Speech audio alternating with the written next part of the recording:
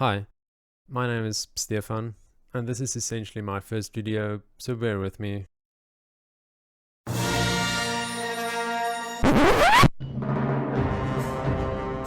Bannerlord released recently, and I thought it would be a great time to make a video about it.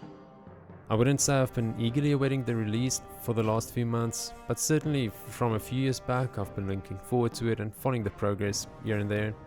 So I've been having a lot of fun with the new one, and I think they've made some good changes in general from the original Mount&Blade. So this is just a bit of an introduction for someone that might not know it that well, and just my adventure so far. So I start off by choosing a faction. Each of these factions will give you some sort of unique passive ability. Now, as far as I've seen, besides these passive abilities, choosing a faction won't have too much of an effect on your gameplay. And these factions represent some sort of historic tribe or people or nation. And I kind of like the idea of playing as the Romans, so here I chose the Empire, even though I like the Kuzite's ability to travel 10% faster on the campaign map more. So you can just click on each of these factions and get some sort of idea what they're about and what their game style is like. This will eventually affect your troop decisions maybe, or where you play out your campaign and which faction you join. Next, you have your character creation. It's nothing special, but there are a bunch of sliders, so I'm sure a lot of people will love it. Me personally, I'm not that bothered with my looks, so I'm just going on to a more important part, which is your skill selection, which is basically derived from your background. This stayed the same for Warband, but the nice part now is that you can actually see what your choices mean. For example, me taking the Landlord's Retainer option will show me on the left hand side where I actually get these points. Taking the Landlord's Retainer option will give me 1 point into Vigor, and then 1 focus point into Riding and Polearm, and also 10 skill level into Riding and Polearm. Now your attributes, which is essentially your Vigor or Control, Endurance, basically determines how high you can level up a skill that is underneath that attribute. So you can see one-handed, two-handed and polearm falls underneath Vigor. So if you want to have a high skill cap and a specific skill, you need to level up the relative attribute. For the start of the game, I wanted to spec fairly high into Riding and Archery, just because I love being a horse archer, so I chose accordingly. I like the new leveling system. You essentially get experience from all of these skill traits. So if you are trading and selling stuff, you get experience that way. If you are smelting stuff and refining stuff, you actually gain experience through smithing. And that's a fairly big change, because you used to only get experience from, well, mainly killing people. Then, if you feel like it, you can do some training. You can see me just going around and testing out a few options. You can get on a horse, do all your normal weapons and some archery. You can also go ahead and spar with a few dudes. Note that depending on how you set your difficulties, it can be fairly difficult. So this might be a good place to try out some of the difficulty settings and maybe try out something like directional blocking. Now that we start off on the campaign map, it looks really familiar, but I've got to say it looks really nice. I think they've done a great job with the graphics. You'll also see with the first person view and some of the towns you go to, some of these scenes look incredibly nice, and I think they've done a great job. And despite this, it's running really well on my middle tier PC, even though I'm doing 1440p resolution with 144 Hz, so it seems fairly well optimized. Now, Mount&Blade has never been big on tutorials, and I kind of like that.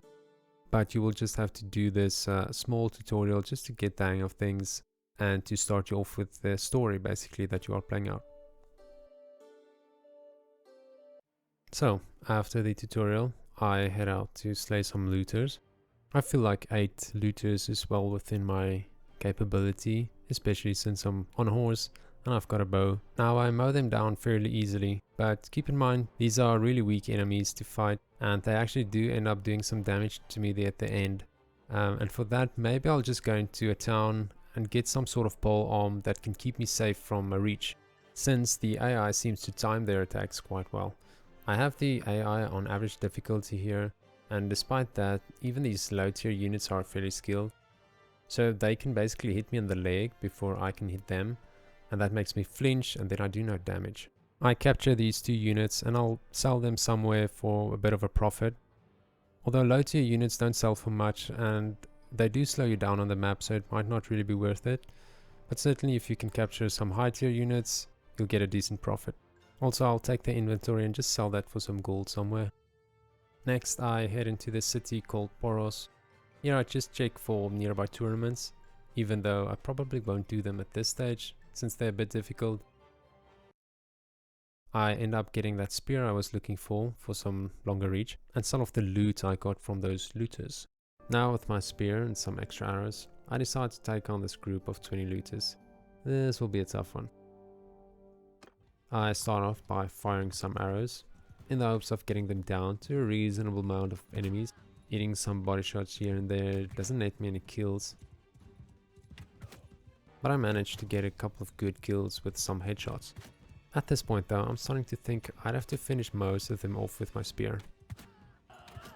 With only 20 arrows left at this point, they seem to stay quite healthy. So as I run out of arrows, I charge in with my spear, and I manage to get this critical hit in.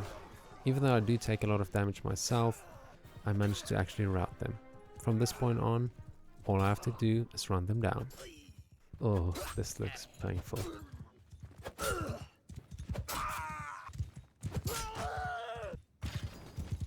With a victory and some unexciting loot, I return to Poros to sell some of these bloody goods. Apparently they don't mind it being taken from a corpse mere hours ago. Okay then. And I visit the tavern just to check for some companions.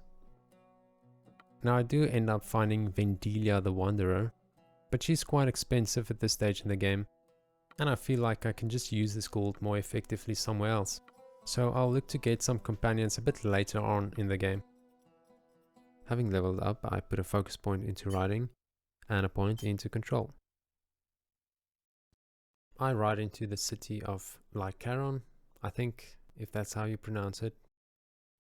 And I'm actually doing a save here just to try out the tournament. This will be my first on the new Mount&Blade, so curious to see how it looks. And you know, doesn't hurt to put down a bit of money with some insurance. With some, let's say, limited HP, I'm not exactly expecting this to go very well.